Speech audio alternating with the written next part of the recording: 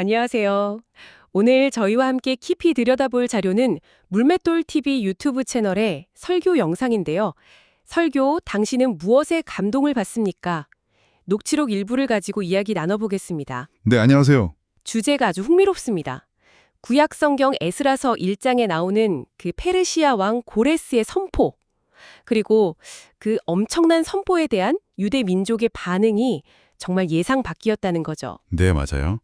그 부분을 좀 파고들어 볼 겁니다. 자, 그럼 바로 한번 들어가 볼까요? 이번 시간에는 이 역사적인 사건, 이걸 통해서 설교 내용이 조명하는 믿음과 세상적인 안주 사이의 그 깊은 갈등 있잖아요. 네네. 그리고 마음이 움직인다는 게 진짜 뭘까? 그 의미를 좀 함께 찾아보려고 합니다. 이게 뭐 2500년 전 이야기지만 오늘을 사는 청취자 여러분께도 분명 뭔가 생각할 거리를 던져줄 것 같아요. 그렇죠. 충분히 그럴 수 있습니다. 먼저 배경부터 간단히 짚어보죠. 예레미야 선지자가 예언했던 대로 유대인들이 바벨론에서 70년 포로 생활을 했잖아요. 그게 이제 끝나갈 무렵입니다. 네, 거의 70년이 찼을 때죠. 바로 그때 진짜 놀라운 일이 벌어집니다. 하나님께서 당시 이제 막 떠오르던 강대국 바사, 페르시아 제국의 초대 왕이죠. 고레스. 그 마음을 움직이셨다는 거예요. 네, 에스라서 1장에 딱 그렇게 시작하죠. 보면 고레스가 유대 민족에게 아주 파격적인 선언을 합니다. 예루살렘으로 돌아가라. 가서 너희 하나님 여호와의 성전 무너진 거 다시 지어라. 이렇게 허락을 한 거죠. 정말 대단한 조치였어요. 포로 민족에게 그런 자유를 준다는 게. 근데 여기서 그치질 않아요. 고레스가 뭐라고 선포하냐면 하늘의 하나님 여호와께서 세상 모든 나라를 내게 주셨고 나에게 명령하셔서 유다, 예루살렘의 성전을 건축하라고 하셨다. 이렇게 공표를 해요. 와, 이건 뭐 거의 신앙 고백 수준인데요? 이방인 왕이? 그렇죠. 이스라엘의 하나님을 인정하고 자기 통치에 어떤 신적인 사명이 있다. 이렇게 선언한 셈이니까요. 심지어는 예전에 그 바벨론의 느부갓네살 왕이 예루살렘 성전에서 약탈해 갔던 거 있잖아요. 네, 성전 기물들. 네, 그 귀한 기물들을 전부 목록 딱 만들어서 돌려주라고 명령합니다.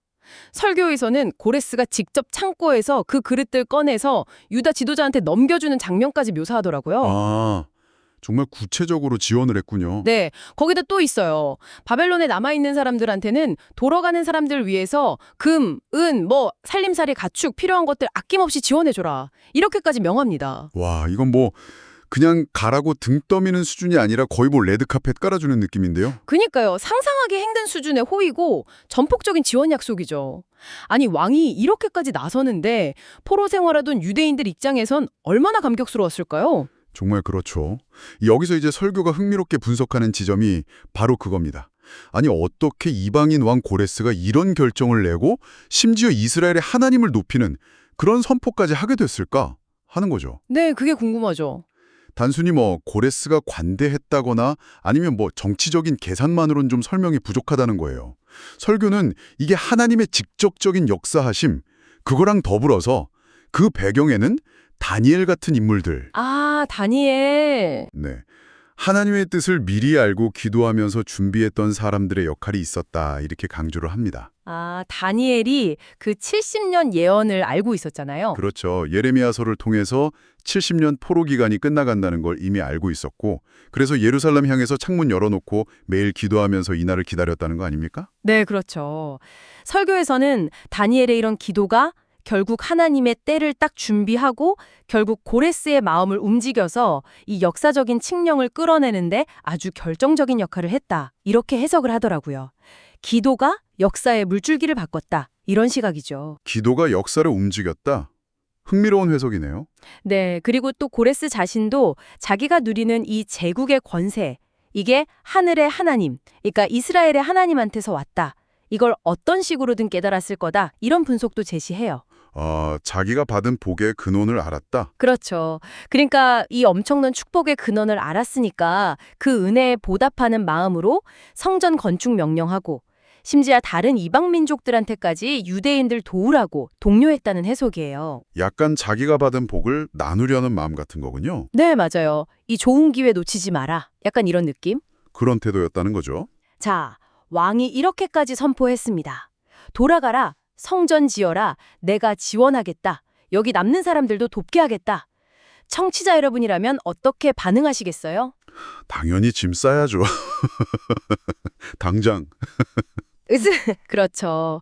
그토록 그리던 고향이고 무너진 성전 재건할 기회인데 근데 여기서 정말 믿기 힘든 충격적인 현실이 펼쳐집니다. 네, 여기서 이제 반전이 있죠? 이 설교에 따르면요. 당시 바벨론이랑 그 근처 지역에 흩어져 살던 유대인 전체 인구를 한 100만 명 정도로 추산을 한대요. 100만 명. 꽤 많았네요. 네. 그런데 고레스의 이 엄청난 칙령을 듣고 실제로 예루살렘으로 돌아간 사람이 몇 명이었을까요? 글쎄요. 절반은 갔을까요? 놀랍게도 약 5만 명에 불과했다고 합니다. 5만 명이요? 100만 명 중에? 네. 전체의 5%, 딱 그 정도 숫자예요. 100명 중에 5명꼴로만 돌아갔다는 거죠. 5%라. 이건 정말 예상 밖인데요? 그렇죠. 설교에서는 이 결과가 관련된 모든 사람들한테 큰 충격이었을 거라고 이야기해요. 우선 돌아간 5만 명. 그 사람들은 아마 와, 드디어 우리가 바라던 일이 이루어졌구나 하고 막 감격해서 떠났는데 막상 모여보니까 왜 우리밖에 없지? 하고 당황했을 거라는 거죠. 아, 서로 얼굴 보면서 좀 놀랐겠네요. 이게 다야? 하면서? 그랬을 거예요. 반대로 남아있던 95만 명은 어땠을까요? 그 사람들도 서로 보면서 놀랐을 거라고 설교는 묘사합니다. 아니, 저 사람은 당연히 갈 줄 알았는데 안 가네. 저 사람은 안 갈 줄 알았는데 가네? 하면서 말이죠. 네네, 서로 좀 의아하게 쳐다봤겠네요? 네, 각자 선택에 대해서 심지어 칙령을 내린 고레스 왕 본인도 이 결과 보고 엄청 당황했을 거다 이렇게 설교는 추측해요. 하긴 그럴 만도 하죠. 자기가 하늘의 하나님 여호와라고까지 하면서 성전 지으라고 했는데. 그렇죠. 근데 정작 그 백성이라는 유대인 대부분이 안 움직이니까 이게 어떻게 된 일인가 이해하기 어려웠을 거라는 거죠. 자기 선포가 좀 무색해지는 상황이잖아요. 네, 그리고 다니엘은 어땠을까요? 다니엘 민족의 회복을 위해 평생 기도해온 그분에게는 이 95%가 돌아가지 않는 현실이 얼마나 가슴 아픈 거의 민족적 위기로 느껴졌을까요? 마음이 정말 찢어졌을 것 같아요. 설교자는 다니엘의 마음이 찢어졌을 거라고 말해요.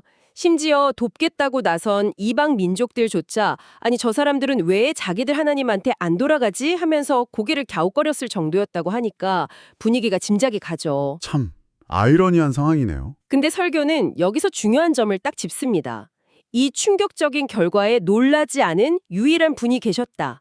바로 하나님이시라는 거죠. 아, 하나님은 알고 계셨다. 네, 왜냐하면 하나님은 사람의 겉모습이나 말이 아니라 그 중심, 마음을 보시기 때문이라는 거예요.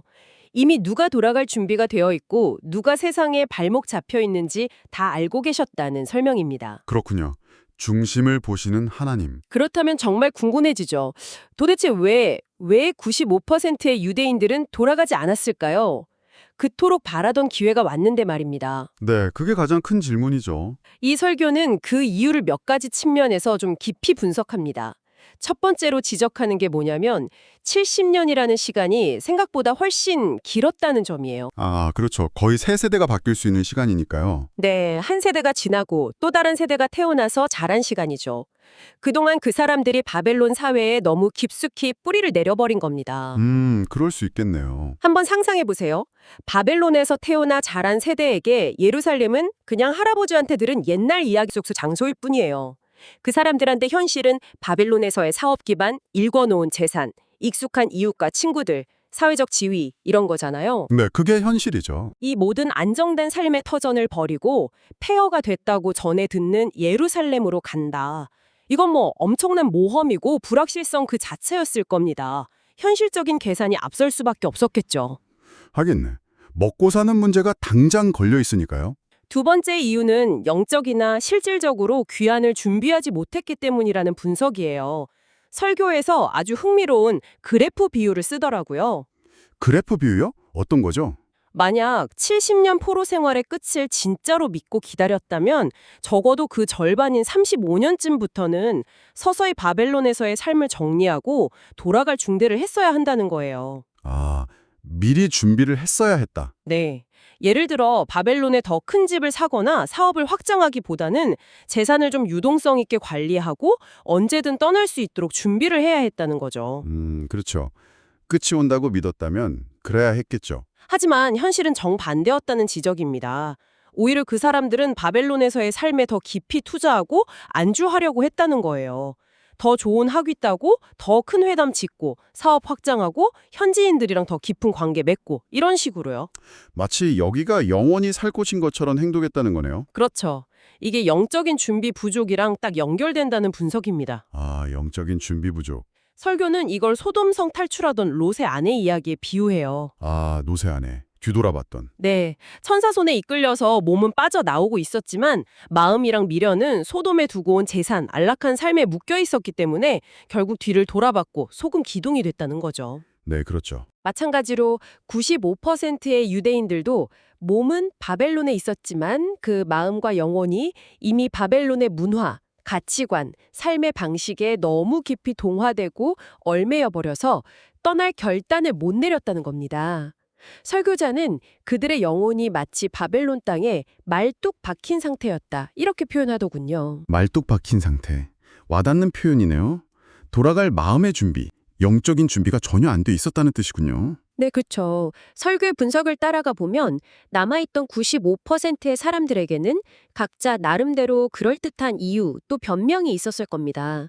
설교 내용에서도 몇 가지 예를 들던데요. 어떤 이유들이 있었을까요? 예를 들면 아니 여기 바벨론에도 회당이 있고 여기서도 토라 배우고 기도할 수 있는데 굳이 예루살렘까지 가야 하나. 수십 년간 쌓아온 이 거래처랑 사업 기반은 어떻게 하고 떠나란 말인가. 애들 교육은 친구들은 뭐 이런 아주 현실적인 고민들이 발목을 잡았을 거라는 거죠. 네, 충분히 할 수 있는 고민들이죠. 심지어 가족 안에서도 심각한 의견 대립에 있었을 거라고 설교는 추측해요. 뭐 예를 들면 아내는 하나님 약속이니까 돌아갑시다 하는데 남편은 현실을 좀 보시오. 가서 뭘 먹고 살 거요. 라면서 반대하거나 뭐 그 반대 상황도 얼마든지 있었을 거라는 거죠. 아, 신앙적인 결단이 가족 갈등이 완인이 될 수도 있었겠네요. 네, 예수님이 원수가 자기 집안 식구리라고 하신 말씀이랑 비슷한 맥락으로 이해할 수 있다. 이런 설명도 하고요. 그렇군요. 더 나아가서 설교는 그들의 기도 생활에 대해서도 좀 날카로운 질문을 던져요.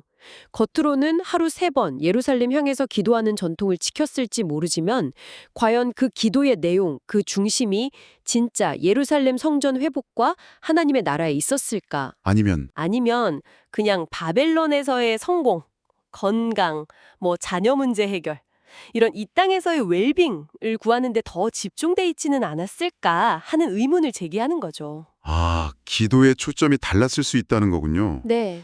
설교는 고레스의 칙령이 바로 이런 신앙의 형식과 실제 내용 사이의 괴리, 그 허울을 드러내는 하나님의 시험대 같았다. 이렇게 분석합니다. 그들의 기도가 정말 어디를 향하고 있었는지를 딱 보여주는 계기가 되었다는 거죠. 와, 정말 깊은 지적이네요. 그렇다면 반대로 모든 것을 버리고 돌아간 그 5%의 사람들은 뭐가 달랐을까요? 네, 그게 또 중요하죠. 설교는 그 사람들의 내면 상태를 좀 집중적으로 조명합니다. 그 사람들 중에도 물론 다니엘처럼 바벨론 사회에서 높은 지위에 오르거나 물질적으로 풍요로운 삶을 누리던 사람들이 있었을 수 있어요. 네, 뭐 다 가난하거나 힘들었던 건 아니었겠죠. 그렇죠. 근데 중요한 차이는 그들이 누리는 그런 세상적인 성공이나 안락함 속에서도 마음 한구석에는 계속 깊은 영적인 갈증, 불편함이 있었다는 겁니다. 설교는 이걸 가시방석에 앉은 것 같은 상태라고 표현해요. 가시방석에 앉은 것 같다? 네. 겉보기에는 부족함 없는 삶이었을지 몰라도 영적으로는 이방 땅에서 하나님 백성답게 살지 못하고 또 예루살렘 성전에서 드리는 그 참된 예배를 드리지 못하는 현실에 대해서 계속 고통스러워했다는 거죠. 아, 마음이 편치 않았다는 거군요. 네. 설교에서 인용한 시편 137편 내용처럼 바벨론 강가에 앉아서 고향 시온 떠올리면서 눈물 흘리고 수금을 버드나무에 걸어둔 채 차마 노래할 수 없었던 그 애통하는 마음. 네. 이방인들의 조롱 속에서도 내가 예루살렘을 기억하지 아니하거나 내가 가장 즐거워하는 것보다 더 즐거워하지 아니할진대 내 혀가 내 입천장에 붙을지로다. 이렇게 다짐했던 그 절절한 마음. 그게 바로 돌아간 5%의 마음이었다고 해석하는 겁니다. 정말 간절함이 느껴지네요. 그 사람들은 단순히 감상적으로 그리워하기만 한 게 아니라 예레미야나 이사야 40장 같은 하나님의 약속의 말씀을 딱 붙들고 70년이라는 포로 기간의 끝을 실제로 카운트다운하면서 돌아갈 날을 준비했다는 거예요. 아, 앞에서 말한 그래프 비유처럼 실질적인 준비를 했다. 그렇죠. 세상에서의 투자를 의식적으로 줄이고 마음의 무게중심을 하늘의 것, 즉 하나님의 약속과 예루살렘 회복에 두는 그런 실질적인 준비를 해왔다는 거죠. 그 사람들한테는 세상의 안정이나 성공보다 보이지 않는 하나님의 나라, 그분의 약속이 훨씬 더 중요하고 가치 있는 현실이었던 겁니다. 아, 가치관의 차이가 있었군요. 네. 그리고 결정적으로 그 사람들은 하나님의 부르심, 즉 고레스의 칙령이 선포됐을 때 마음이 감동된 자들이었다고 설교는 강조합니다. 에스라서 1장 5절에 정확히 그렇게 기록되어 있거든요. 네, 그 구절 저도 봤어요. 그 마음이 하나님께 감동을 받고 맞아요.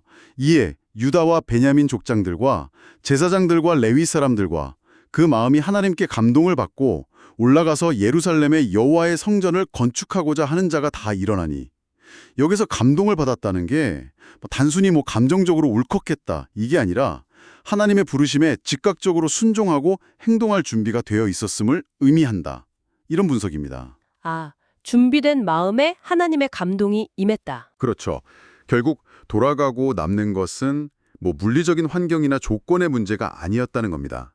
그건 마음과 영혼이 어디에 닻을 내리고 있느냐, 무엇을 진짜 가치 있게 여기고 갈망하느냐의 문제였다는 깊은 통찰이죠. 네. 그래서 하나님은 그 결과를 이미 알고 계셨다는 설명이 다시 한번 강조되는 거고요. 외적인 조건이나 능력이 아니라 오직 준비된 마음, 하나님을 향해서 열려있는 그 중심을 보시고 그들을 일으켜 세우셨다는 해석입니다. 준비된 영혼만이 성령의 감동에 반응해서 움직일 수 있다. 이런 메시지죠. 네. 오늘 저희가 함께 살펴본 이 고레스 칙령과 유대인들의 반응 이야기는 이게 단순히 2500년 전의 어떤 역사적인 에피소드로만 끝나지 않는 것 같습니다. 네, 그렇죠. 시사하는 바가 많죠. 이 설교 자료가 우리에게 던지는 질문은 상당히 현재적이고 또 실존적인 것 같아요. 우리 안에도 끊임없이 존재하는 두 마음 있잖아요. 세상이 주는 안정, 익숙함, 편리함에 머무르고 싶은 마음. 네. 그리고 그럼에도 불구하고 더 높은 부르심, 보이지 않는 영원한 가치를 향해서 나아가려는 마음, 그 사이의 갈등 말입니다. 맞아요. 우리 모두가 경험하는 갈등이죠. 그래서 이 설교는 마지막에 청취자 여러분 각자에게 이렇게 묻고 있는 것 같아요. 당신은 진정 무엇에 감동을 받습니까? 무엇이 당신의 마음을 움직이고 당신의 발걸음을 결정하게 하나요? 당신의 마음은 지금 어디를 향해 있습니까? 눈에 보이는 세상의 성공과 안락함인가요? 아니면 눈에 보이지 않지만 영원한 가치인가요? 정말 중요한 질문이네요. 그렇죠. 스스로에게 물어봐야 할 질문인 것 같습니다. 그렇습니다. 이 설교는 마지막으로 이 역사 속 선택의 순간을 오늘 우리 각자가 매일 마주하는 영적 현실과 직접 연결시키면서 깊은 성찰을 유도합니다. 우리의 마음과 영혼이 설교자가 비유적으로 사용한 표현대로 일시적이고 사라질 세상인 바벨론에 너무 깊이 뿌리내리고 안주하며 살고 있지는 않은지 돌아보게 하는 거죠. 마치 그곳이 전부인 것처럼요. 아, 내가 지금 바벨론에 안주하고 있지는 않은가? 네. 아니면 비록 지금은 눈에 잘 보이지 않고 때로는 불편하고 어려울지라도 영원한 본향인 예루살렘을 향해서 늘 깨어 준비하며 살아가고 있는지 묻는 겁니다. 네. 그리고 마치 아브라함이 하나님의 부르심 듣고 익숙했던 본토 친척 아비집을 떠나 믿음으로 나아갔듯이 우리 역시 세상적인 안주와 익숙함의 타성에서 벗어나서 믿음으로 떠나라 라는 도전을 주는 거죠. 떠나라. 네. 설교 마지막에 인용된 짧은 시 구절처럼 우리 스스로에게 물어볼 시간입니다. 너의 영은 지금 어디에 묶여 있는가? 바벨론인가? 예루살렘인가? 너의 눈은 지금 어디를 바라보고 있는가? 이 세상인가? 아니면 다가올 예루살렘인가? 청취자 여러분의 다음 발걸음은 어디를 향하게 될까요? 한번 깊이 생각해 보시는 시간이 되셨으면 좋겠습니다. 네, 오늘 말씀 감사합니다. 정말 많은 생각을 하게 하는 시간이었습니다.